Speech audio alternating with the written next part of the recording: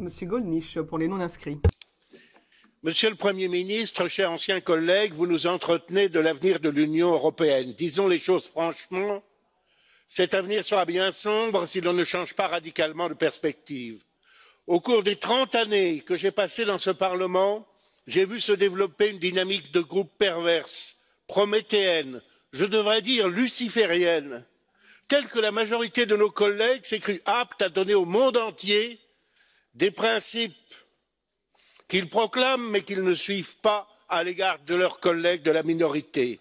En outre, ils se persuadent qu'ils ont mandat pour gérer tous les aspects de la vie politique, économique, sociale, culturelle, sexuelle même de 500 millions d'Européens.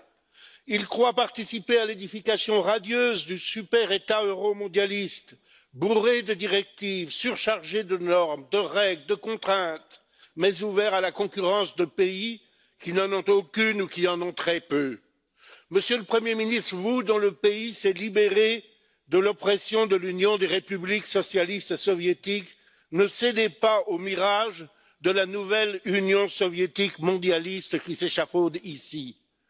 Il faut radicalement changer de direction. Il faut fonder notre Europe sur les vraies valeurs de notre civilisation, sur l'accueil de la vie et non sur l'avortement massif, sur la famille et non sur la promotion systématique des minorités sexuelles qui n'en demandent d'ailleurs pas tant.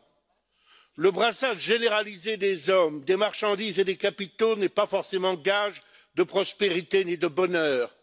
Il faut organiser la coopération des nations libres par des programmes précis, chiffrés, dans des domaines concrets dont les citoyens pourraient mesurer et les coûts et les bénéfices. La révolte des peuples contre ceux qui veulent les contraindre, méprisent leurs identités particulières, bafouent leur volonté est en marche. Ici même, nous avons fait tomber les murs des mensonges et de la désinformation qui empêchaient les patriotes de divers pays de communiquer entre eux. Sur cet univers feutré d'hypocrisie, les peuples commencent enfin à ouvrir les yeux. Nous avons semé, d'autres récolteront, qui savent que la liberté des nations est la condition du maintien de notre civilisation européenne. Vive l'alliance des peuples libres dans une Europe des nations renouvelée.